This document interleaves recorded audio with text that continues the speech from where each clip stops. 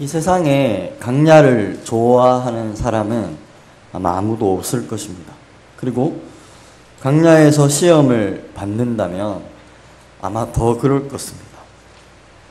인류 최초로 마귀에게 시험을 받은 사람이 아담과 하와입니다. 사탄이 아담과 하와에게 선악과를 먹으면 하나님과 동등하게 될 것이다 라고 유혹을 했습니다. 그리고 선악과를 먹고 죄를 짓게 되었습니다. 그리고 만약에 이 아담과 하와가 하나님 앞에 죄를 짓지 않았다면 그 밑에 자손인 가인과 아벨에게는 유혹이 없었을까요? 만약 아담과 하와가 죄를 짓지 않아서 원죄가 적용되지 않는다 하더라도 가인과 아벨도 스스로 짓는 이 자범죄로 아마 사망을 얻게 되었을 것입니다.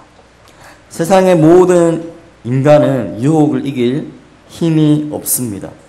인류 역사상 가장 완벽하다고 할 수 있었던 아담과 하와도 스스로 구원을 이룰 수 없는 피조물에 불과한 것이죠. 하나님께 택함을 받은 이스라엘 백성들도 애굽에서 모세를 통하여서 출애굽의 은혜를 경험했습니다. 오늘날 우리가 누리는 이 구원의 기쁨을 맛본 것입니다.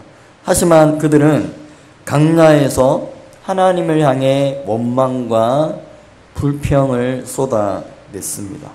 그리고 그 1세대들은 약속의 땅에 들어가지 못했습니다. 오늘 말씀을 보면 예수님께서 성령에 이끌려 마귀에게 시험을 받으러 강야로 들어가는 장면이 나옵니다. 모든 사람들이 시험을 받은 것처럼 예수님도 동일하게 시험을 받으셨습니다. 그런데 왜 아무것도 없는 강야에 들어가서 그곳에서 시험을 받았을까요?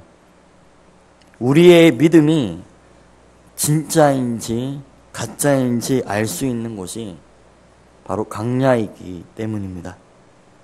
시험이라는 것은 외부의 요인으로 받는 것이 아니라 우리 안에 있는 이 죄로 인하여서 시험이 오는 것입니다. 사실 강야는 믿음의 사람이 들어가는 곳이기도 합니다. 믿음이 없는 사람은 강야를 피하지 들어가지 않습니다. 하나님의 말씀에 순종하는 사람들이 주로 이 강야 안에 들어가게 됩니다. 그리고 그곳에서 믿음의 연단을 받고, 하지만 그 강야에서 하나님을 신뢰하지 못한다면 우리 안에 있는 이 죄로 말미암아 파멸을 겪게 될 것입니다. 예수님은 시험을 받으시기 전에 40일 밤낮으로 금식하셨습니다. 제가 학교를 다닐 때 금식을 일주일을 목표로 하고 기도한 적이 있었습니다. 기도하다가 4일째 되던 날 중도에 포기를 했습니다. 그 이유가 열심히 금식 기도를 하면서 학교에서 이제 수업을 하고 이제 기숙사 안으로 들어왔는데 문을 열자마자 저도 모르게 쓰러졌습니다. 그리고 일어났더니 그냥 제가 그 기숙사 방 안에 누워서 혼자 일어선 거예요. 그래서 바로 식당으로 가서 죽을 먹었던 기억이 있습니다. 그리고 그 자리에서 금식을 포기해 버렸습니다. 그런데 예수님은 4일이 아니라 40일을 금식했습니다. 얼마나 배가 고팠겠습니까? 그리고 온몸에 힘이 하나도 없었을 것입니다. 이러한 상태에서 마귀가 예수님에게 유혹을 합니다. 내가 만일 하나님의 아들이거든 명하여 이 돌들을 떡덩이가 되게 하라. 예수님은 마귀가 말한 것처럼 하나님의 아들이 맞습니다. 그리고 돌을 떡덩이로 바꿀 수 있는 능력을 가지고 있습니다. 예수님은 지금 매우 배고프시고 힘이 하나도 없습니다. 주변에 아무것도 먹을 것이 없는데 돌을 떡덩이로 바꾸는 것이 과연 제가 되겠습니까? 배가 고프고 또 예수님 그런 능력도 있고 배고파서 돌을 떡덩이로 바꾸는데 왜 그것이 제가 되겠습니까? 마귀의 목적은 예수님께서 이적을 행하는 것이 아니라 예수님 스스로 그 굶주림에서 벗어나도록 하는 것이 마귀의 목적이었습니다. 그리고 예수님의 굶주림은 이스라엘 백성들이 광야에서 하나님께 받았던 그 훈련과 동일한 훈련을 받고 계셨습니다. 예수님께서 대답하신 신명기 8장 2절과 3절의 말씀을 보면 이렇게 기록이 되어 있습니다. 내 하나님 여호와께서 40년 동안에 내게 광야 길을 걷게 하신 것을 기억하라. 이는 너를 낮추시며 너를 시험하사 내 마음이 어떠한지 그 명령을 지키는지 지키지 않는지 알려 하심이라. 너를 낮추시며 너를 줄이게 하시며 또 너를 알지 못하며 내 조상들도 알지 못하던 만나를 내게 먹이신 것은 사람이 떡으로만 사는 것이 아니요 여호와의 입에서 나오는 모든 말씀으로 사는 줄을 내가 알게 하려 하심이니라. 하나님께서는 이스라엘 백성들이 광야에서 하나님의 명령을 끝까지 따르며 살기를 원했습니다. 하지만 그들은 하나님 앞에 순종하지 않고 하나님의 시험에 실패했습니다. 예수님은 광야에서의 굶주림을 스스로 벗어나는 것이 아니라 먼저 하나님의 말씀에 순종해야 한다라는 것을 알고 계셨습니다. 실패했던 이스라엘 백성들과는 달리 예수님은 하나님의 뜻에 먼저 순종하기 위하여 굶주림을 그 고통을 기꺼이 감수하셨습니다. 육체적 필요보다 하나님의 뜻을 먼저 생각하신 것입니다. 예수님은 입히시고 먹이시는 하나님 아버지를 전적으로 신뢰하셨습니다. 주변에 떡이 없었다라는 것은 아직 하나님의 때가 되지 않았다라는 것을 보여주는 것입니다. 저와 여러분에게 만약에 돌을 떡으로 만드는 힘이 있다고 생각해 보십시오. 그러면 여러분이 이 세상에서 살아가다가 조금만 어려움을 만났을 때 어떻게 하겠습니까? 우리가 조금만 힘을 가지고 권력을 가지면 내가 가지고 있는 이 힘으로 안 되는 것을 되게 하는 경우가 종종 있습니다.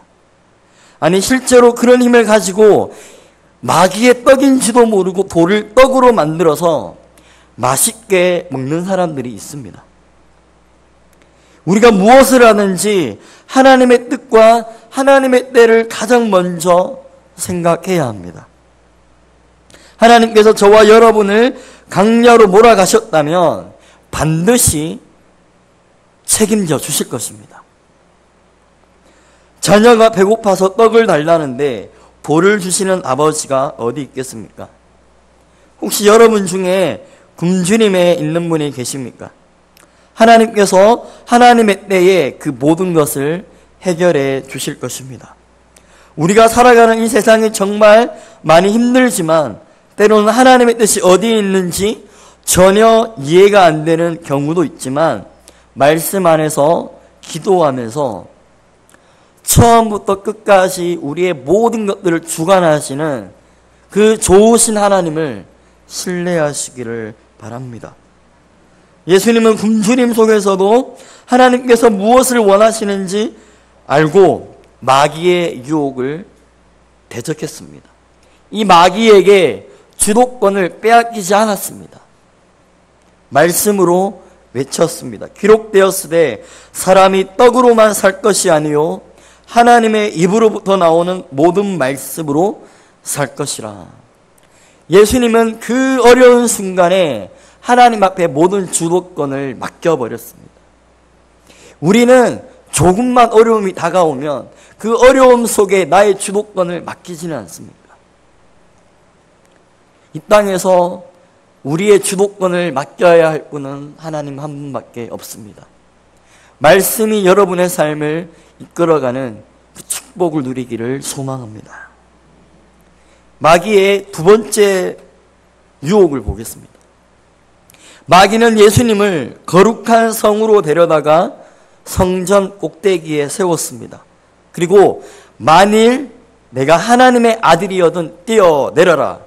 그러면 하나님께서 너를 위해 천사들을 보내어 안전하게 지켜줄 것이다. 마귀는 시편 91편 11절의 말씀을 가지고 예수님을 유혹했습니다. 만약 예수님께서 성전에서 뛰어내리셨다면 이 성경에 기록된 말씀과 같이 안정을 보장받았을 것입니다. 하지만 예수님은 마귀의 제안을 거절하셨습니다. 마귀가 사용한 이 시편 91편의 말씀은 하나님을 신뢰하는 자가 하나님이 끝까지 지켜주신다라는 그러한 내용입니다. 그런데 마귀는 이 말씀을 가지고 하나님을 시험해보라 라는 데 적용한 것입니다. 예수님은 신명기 6장 16절의 말씀으로 대적하셨습니다. 6장 16절 말씀을 제가 읽어드리겠습니다. 너희가 마사에서 시험한 것 같이 너희의 하나님 여호와를 시험하지 말고. 마사는 이스라엘 백성들이 강야에서 마실 물이 없어서 모세와 심하게 다툰 곳입니다. 하나님이 계신가 안 계신가 의심하면서 시험한 곳이죠. 그러나 예수님은 강야에서 하나님을 끝까지 신뢰하는 모습을 보여주십니다. 조나단 에드워즈의 신앙 감정론이라는 그 책이 있습니다. 에드워즈는 하나님께서 우리에게 은혜를 감지할 수 있는 감정을 주셨다라고 합니다. 하지만 우리가 느끼는 이 감정이 하나님으로부터 온 감정인지 아닌지 분별해야 한다라고 말합니다. 에드워즈는 은혜의 표지가 될 수 없는 감정들에 대하여 여러 가지 이야기를 합니다. 그 중에 한 가지가 기도를 하다가 갑자기 성경 구절이 떠오른다고 해서 그것이 모두 다 하나님으로부터 온 감정이 될 수 없다. 그렇게 말을 합니다. 마귀도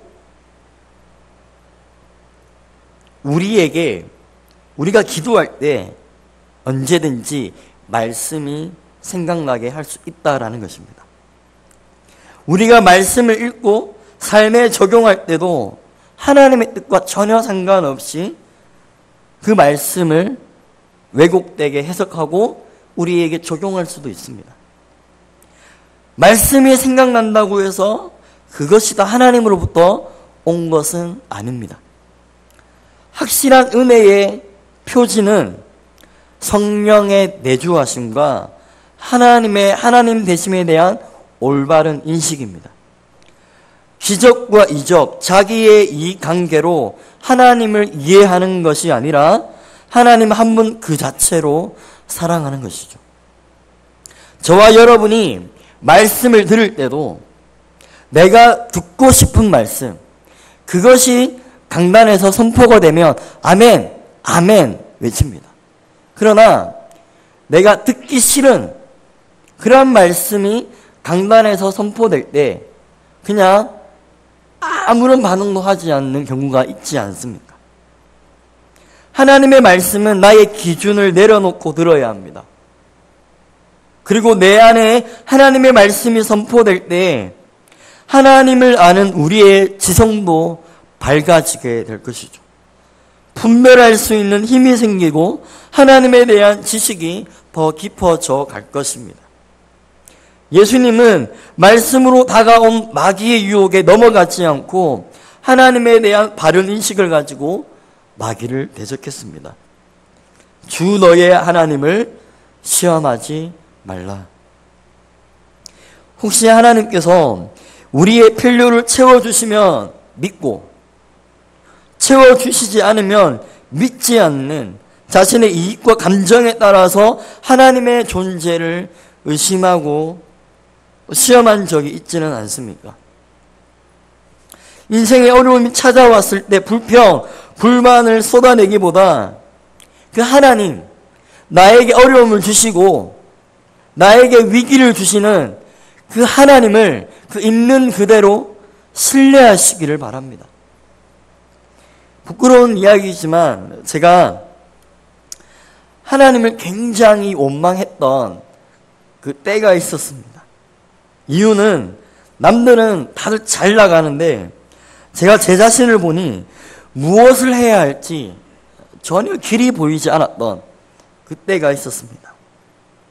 그러면서 그동안 하나님을 믿는다 하면서 교회에서 봉사하고 섬겼던 모든 일들이 다 허무하게 다가왔습니다. 그리고 저 스스로 하나님은 없는 분이라고 생각을 했습니다.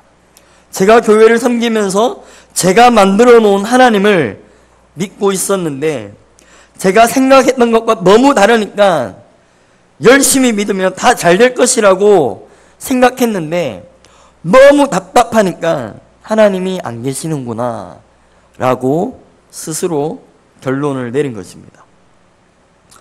이스라엘 백성들이 애굽에서 했던 행동과 똑같은 모습입니다. 하나님이 없는 것처럼 방황의 길을 걷고 있었지만 그래도 하나님께서 저를 불쌍히 여기셔서 그 찾아오심을 통해 거부할 수 없는 그 은혜 가운데 통곡하며 다시 교회로 돌아왔었습니다. 그리고 지금까지 제가 목회자가 될 수 있었던 그 뿌리가 된 것 같습니다.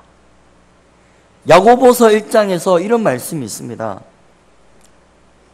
의심하는 자에게 응답을 기대하지 말라는 경고가 있습니다. 제가 야고보서 1장 5절에서 8절 말씀을 읽어드리겠습니다. 너희 중에 누구든지 지혜가 부족하거든 모든 사람에게 후히 주시고 꾸짖지 아니하시는 하나님께 구하라. 그리하면 주시리라. 오직 믿음으로 구하고 조금도 의심하지 말라.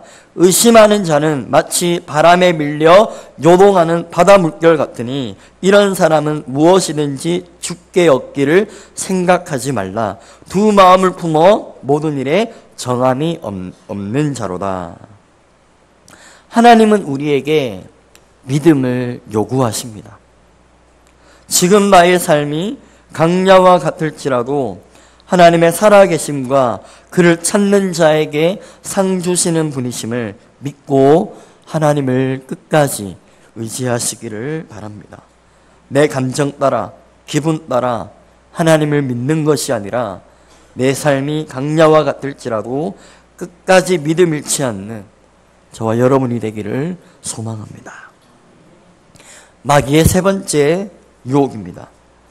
마귀는 예수님을 내리고 높은 산으로 가서 천하만국 그 영광을 보여줍니다. 그리고 만일 내게 엎드려 경배하면 이 모든 것을 내게 주리라 라고 말합니다.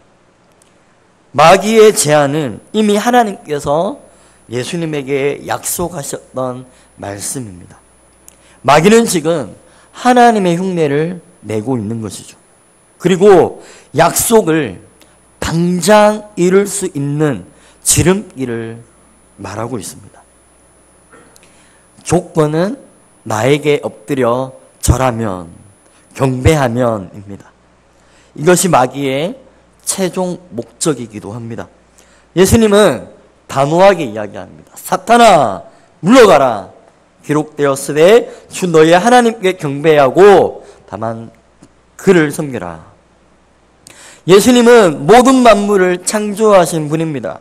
마귀에게 굳이 절하지 않아도 얼마든지 천하만국을 다스릴 수 있는 분입니다. 그러나 그분이 선택하신 길은 쉬운 길이 아니라, 빠른 길이 아니라 고난의 길, 십자가의 길이었습니다. 이스라엘 백성들이 광야에서 연단을 받을 때 하나님이 안 보이니까 그들은 금송아지를 만들어서 거기에다가 절하였습니다. 모세가 시내산에 하나님의 말씀을 받고 있는데 그거 못 기다려서 금송아지를 만들었습니다. 저와 여러분도 이런 실수를 범하고 있지는 않습니까? 하나님의 뜻을 이루면서 그 만들어가는 그 과정보다 결과를 중요하게 생각하며 주변의 사람들이 상처를 받든지 안 받든지 전혀 생각하지 않고 하나님의 뜻만 무조건 앞세워서 그렇게 나가고 있지는 않습니까? 이스라엘 백성들이 금송아지를 만든 것은 애굽에서 구원해 주신 하나님을 기념하기 위해 만든 것입니다. 그러나 그것은 우상 숭배였습니다. 그들은 하나님을 섬기는 것을 그들의 이 조급함 때문에 실패했습니다. 하나님의 응답을 기다리지 못하고 그들 스스로 하나님을 만들어서 하나님을 예배한 것입니다. 마귀는 하나님께서 약속하신 것을 가지고 예수님을 유혹하고 있습니다. 그러나 예수님은 하나님의 약속을 이루는 것도 중요했지만 그것을 이루는 과정과 방법이 더 중요했습니다. 하나님께서 예수님을 이 땅에 보내신 목적은 저와 여러분의 죄를 대신해서 십자가에 못 박기 위해서 오셨습니다. 예수님이 높아져서 여러분을 얻고 모든 만물의 왕이 되시는 것이 아니라 여러분의 죄를 대신해서 십자가에서 죽으시고 저와 여러분을 얻기를 원하셨습니다. 죽으심을 통하여서 하나님의 왕되심을, 이 세상을 향한 하나님의 사랑하심을 증거하기를 원하셨습니다. 그리고 그분은 십자가에서 죽으시고 최후의 승리를 이루셨습니다. 아담과 하와, 이스라엘 백성, 그리고 저와 여러분은 모두 실패했지만 하나님의 아들 예수님은 마귀의 모든 유혹에서 승리하시고 이스라엘을 향한 하나님의 목적을 완전하게 성취하셨습니다. 그리고 마침내 하나님의 뜻대로 하늘과 땅의 모든 권세를 하나님으로부터 부여받으셨습니다. 우리가 이 세상을 살아가면서 유혹을 받습니다. 그 유혹은 꼭 외부적인 요인 때문에 받는 것이 아니라 아무것도 없는 강야에서도 받을 수가 있습니다. 예수님은 우리를 더럽히는 것이 입으로 들어가는 것이 아니라 우리의 입에서 나오는 것들이 우리를 더럽힌다라고 했습니다. 야고보서 1장 14절 15절 말씀에 오직 각 사람이 시험을 받는 것은 자기 욕심에 끌려 미혹됨이니 욕심이 잉태한 즉 죄를 낳고 죄가 장성한 즉 사망을 낳느니라. 이렇게 기록되어 있습니다. 사람은 모두 죄인이기에 스스로 미혹에 빠지도록 입을 벌리고 있는 것처럼 욕심을 가지고 있습니다. 우리는 마귀의 유혹에 절대로 이길 수가 없습니다. 가장 온전했던 아담과 하와도 무너졌습니다. 그래서 저와 여러분은 구원자 되신 예수님을 우리의 마음에 모셔야 되는 것입니다. 강야는 아무나 들어가는 곳이 아닙니다. 하나님께 순종하는 자들이 들어가는 곳입니다. 예수님도 성령에 이끌려 강야에 들어가셨습니다. 마가복음에 보면 예수님이 성령에 이끌 강야로 내몰렸다라고 합니다. 성령님이 우리를 생명으로 이끄시는 분이라면 마귀는 우리를 파멸로 이끄는 존재입니다. 강야에는 이러한 양면의 모습이 있습니다.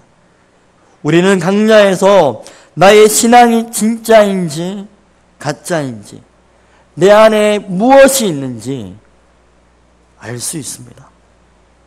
지금 그리스도 안에서 굶주리고 있는 분이 계십니까?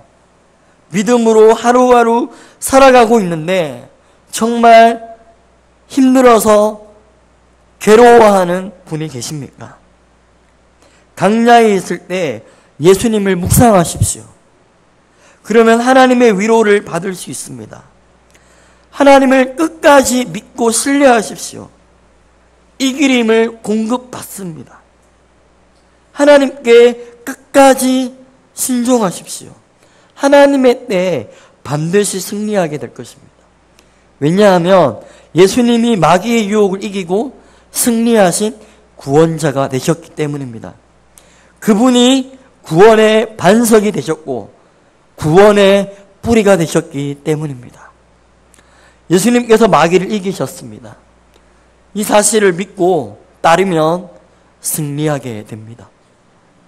우리의 감정, 우리의 어려움을 보지 마십시오. 승리하신 예수 그리스도를 바라보시기를 바랍니다. 설교를 준비하면서 이런 생각이 들었습니다. 나는 지금 뭐 하고 있는가?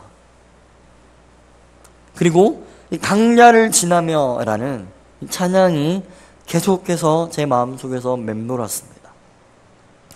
제가 이 찬양의 가사를 한번 읽어 드리겠습니다.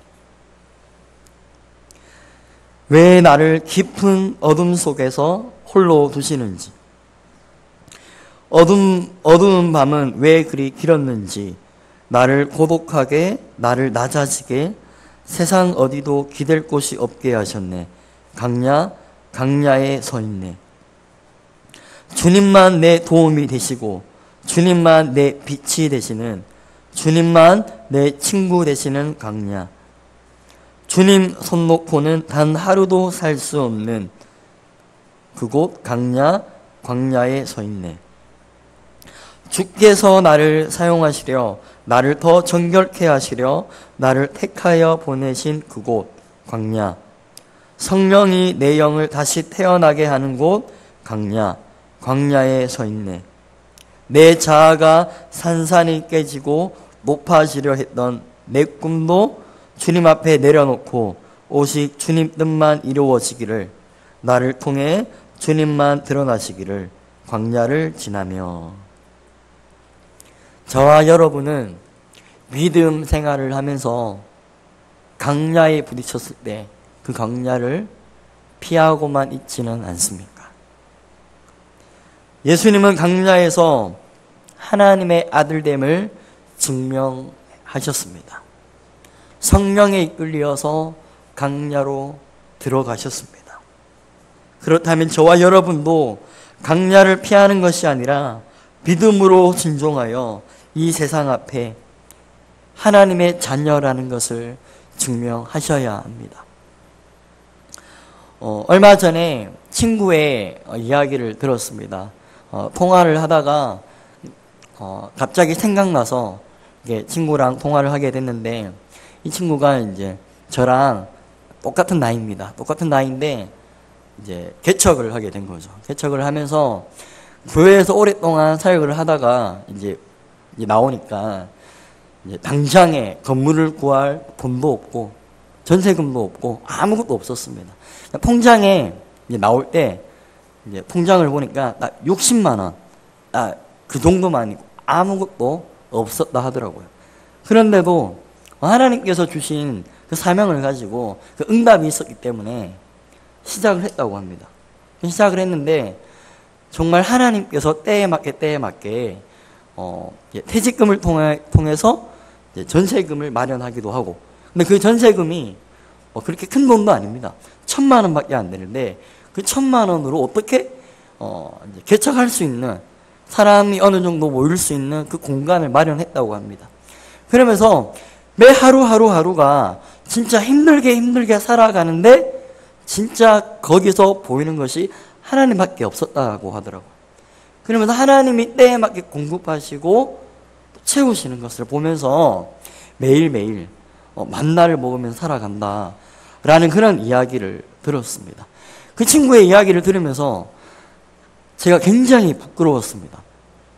나는 지금 뭐 하고 있지? 강야를 내가 피하고 있지는 않는가? 이 강야가 정말 하나님께서 우리에게 주시는 축복인데도 불구하고 우리는 그냥 피하고만 살고 있지는 않는가? 그런 생각이 들었습니다. 저와 여러분은 하나님의 자녀입니다.